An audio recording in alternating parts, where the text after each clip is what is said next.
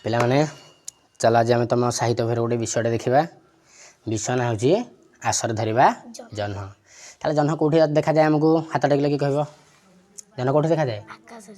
ଆକାଶରେ ଜହ୍ନ ଦେଖାଯାଉଛି। କେଉଁଠି ଦେଖାଯାଏ? କିନ୍ତୁ ରାତିରେ ତ ମୁଁ ଦେଖିଛି ପୋଖରୀ ଜହ୍ନ ଦେଖାଯାଉଛି। ଛାଇଟା। ତାହେଲେ ଚାଲ କପଡ଼ା ପଢ଼ିକି ଟିକେ ମଜା ନେବା। ଆଉ ପଢ଼ିଆ ତ। ଦଳେ ପିଲା ମାଙ୍କଡ଼ ପୋଖରୀରେ ଜହ୍ନକୁ ଦେଖିଲେ। ପିଲା ମାଙ୍କଡ଼ ମାନେ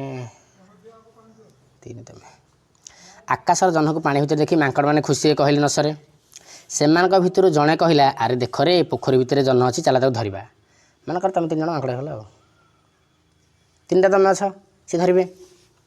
ତାହେଲେ ଜହ୍ନକୁ କେମିତି ଧରିବେ? ସମସ୍ତେ ଉପାୟ ପାଞ୍ଚିଲେ। ସମସ୍ତେ ଉପାୟ ପାଞ୍ଚୁଥିବା ବେଳେ ଜଣେ ଜହ୍ନକୁ ଆଗ ଧରିବା ପାଇଁ ବ୍ୟସ୍ତ ହୋଇ ଡେଇଁ ପଡ଼ିଲା। ଯେମିତି ତୁମର ଯେମିତି ଟ୍ୟୁସନ୍ ଛୁଟି ହେଲା ବେଳେ ଲିକୁ ସବୁବେଳେ ଆଗରେ ଦୌଡ଼ିକି ପଳାଉଛି, ସେମିତି ଯେତେବେଳେ ଜହ୍ନକୁ ଧରିବା ପାଇଁ ପ୍ଲାନ୍ କଲେ ଗୋଟେ ଛୋଟ ମାଙ୍କଡ଼ ଆଗ ପାଣିକୁ ଡେଇଁ ପଡ଼ିଲା। ବୁଝୁଛି? ତେଣୁ ସେ କିଛି ଚିନ୍ତା ନ କରି ପୋଖରୀ ଭିତରୁ ମାରିଲା ଗୋଟାଏ କୁଦା। ହେଲେ ଜହ୍ନ କାହିଁ? ପାଣି ଭିତରେ ଜହ୍ନ ଏକା ବେଳକେ ଛୁ, ଆଉ ଜହ୍ନ ଛି। ପାଣିରେ ପହଁରୁଥିବା ମାଙ୍କଡ଼ଟି କହିଲା, ଆରେ କୁଆଡ଼େ ଗଲା ଜହ୍ନ? ଅନ୍ୟମାନେ ଗଛ ଉପରୁ କହିଲେ, ତ କୁଦାରେ ବୋଧେ ସେ ଡରିଗଲା। ଯେତେବେଳେ ସେମାନଙ୍କ ଭିତରୁ ଗୋଟେ ମାଙ୍କଡ଼ ଡେଇଁ ପଡ଼ିଛି ପାଣିରେ ଭିତରକୁ ଜହ୍ନକୁ ଧରିବା ପାଇଁ, ଜହ୍ନ ଲୁଚିଗଲା। ଆଉ ଗୋଟେ ମାଙ୍କଡ଼ ତାକୁ କ'ଣ କହିଲା? ନାଇଁ ରେ, ତୋ କୁଦାରେ ଜହ୍ନଟା ଡରିଗଲା। ଓଦା ଚୁବୁରୁ ହୋଇ ମାଙ୍କଡ଼ଟା ପୁଣି ଗଛ ଉପରେ ଚଢ଼ିକି ଅନ୍ୟମାନଙ୍କ ସହିତ ଡାଳରେ ଆସିକି ବସି ପଡ଼ିଲା। କିଛି ସମୟ ଗଲା, ମାଙ୍କଡ଼ ପୁଣି ଦେଖିଲେ ପୋଖରୀ ଭିତରେ ଜହ୍ନ। ଜହ୍ନକୁ ବାରମ୍ବାର ଅତି ପାଖରେ ଦେଖି ପୁଣି ଇଚ୍ଛା ହେଲା ତାକୁ ଧରିବା ପାଇଁ। ତମମାନଙ୍କର କେତେବେଳେ ଇଚ୍ଛା ହେଇନି ରାତିରେ ପୋଖରୀ ଭିତରେ ଜହ୍ନ ଦେଖିଲେ ଧରିବା ପାଇଁ? ତାଙ୍କୁ ଇଚ୍ଛା ହେଇଛି ନା ହେଇନି? କେତେବେଳେ ହେଇଛି ତ? ଥରେ ଧରିବା ପାଇଁ ଚେଷ୍ଟା କରୁନ। ଧରିପାରେ ନା ଧରିପାରିବେନି?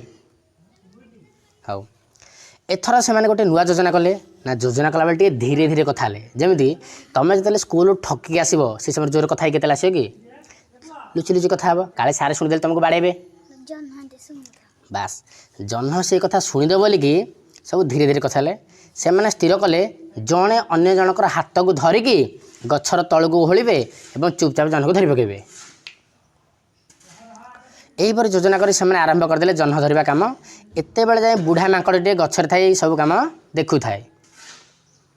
ମାଙ୍କଡ଼ମାନେ ଯେତେବେଳେ ହାତ ଧରା ଧରି ଡାଳରେ ଲଟକୁଥିବା ବେଳେ ପ୍ରଥମ ମାଙ୍କଡ଼ଟି ଧରିଥିବା ଡାଳଟି ହଠାତ୍ ମଡ଼ କରି ଭାଙ୍ଗିଗଲା। ତାପରେ କ'ଣ ହେଲା? ଆଉ ତାପରେ କ'ଣ ହେଇଥିବ କହିଲ? ନଦୀରେ ପଡ଼ିଗଲେ। ଡାଳଟା ତାହେଲେ ଭାଙ୍ଗିଗଲା। ତାପରେ ସବୁ ମାଙ୍କଡ଼ଙ୍କର ଅବସ୍ଥା କ'ଣ ହେଇଥିବ? ଆଚ୍ଛା, ତାହେଲେ ସେମାନେ ଯେଉଁ ପାଣି ଭିତରୁ ଡେଇଁଲେ ଜହ୍ନକୁ ଧରିପାରିଲେ କି ନା? କ'ଣ ପାଇଁ ଜହ୍ନକୁ ଧରିପାରିଲେନି? ଜହ୍ନର ଛାଇ ଥିଲା। ହଉ, ଚାଲ ଏଇ ବିଷୟରେ କେତେ ପ୍ରଶ୍ନୋତ୍ତର ଦେଇଛି, ସେଇ ପ୍ରଶ୍ନୋତ୍ତର ଗୁଡ଼ାକ ବର୍ତ୍ତମାନ ଆମେ କରିଦେବା। ମାଙ୍କଡ଼ମାନେ କେଉଁଠାରେ ଜହ୍ନକୁ ଦେଖିଲେ? ପୋଖରୀରେ। କୁଦା ମାରିଥିବା ମାଙ୍କଡ଼ଟା ଜହ୍ନକୁ ଧରିପାରିଲା କି? ନା। ସେ ଜହ୍ନ କୁଆଡ଼େ ଗଲା ବୋଲି ପଚାରିବାରୁ ଅନ୍ୟମାନେ କ'ଣ ଉତ୍ତର ଦେଲେ? ତୋ କୁଦାରେ ବୋଧେ ସେ ଡରିଗଲା। ଡରିଗଲା ମାଙ୍କଡ଼ଟା? ଜହ୍ନଟା ଡରିଗଲା? ହଉ, ମାଙ୍କଡ଼ମାନେ ଧରାଧରି ହୋଇ ଲଟକିଲା ବେଳେ କ'ଣ ହେଲା? ଡାଳଟି ମଟ୍ କରି ଭାଙ୍ଗିଗଲା। ଭାଙ୍ଗିଗଲା ଡାଳଟା? ହଉ, ସେ ଯେଉଁ ବହିରେ କେତେଟା ମାଙ୍କଡ଼ ଦେଇଛି ବୋଲେ? କେତେଟା ହାତ ଧରା ଧରିକି ଓହଳିଛନ୍ତି? 3ଟା। ତମେ ତ 3 ଜଣ ଅଛ। ଥରେ କାମ କର, ପୋଖରୀରେ ଯେଉଁ ଗଛ ଅଛି ସେଇ ଗଛରେ ଥିବା ଡାଳକୁ ଅନେଇକି ହାତକୁ ହାତ ଧରିକି ପୋଖରୀ ଭିତରେ ଜହ୍ନ ଛାଇ ଥରେ ଧର।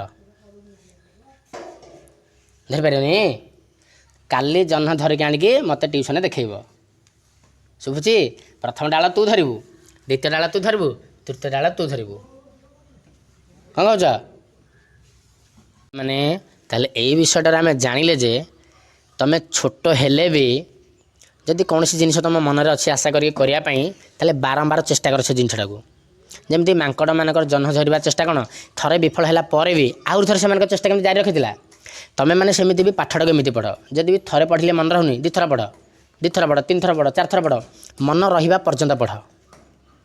ଚେଷ୍ଟା ଜାରି ରଖ, କାହିଁକିନା ତୁମେ ଭବିଷ୍ୟତରେ ବଡ଼ ହେବ। ଏବେଠାରୁ ଯଦି ତୁମେ ଚେଷ୍ଟା କରିବନି, ଭବିଷ୍ୟତରେ ବି ପାଠ ତୁମକୁ ଆଉ ହେବନି ତୁମର ପାଠ ଠିକ୍ସେ।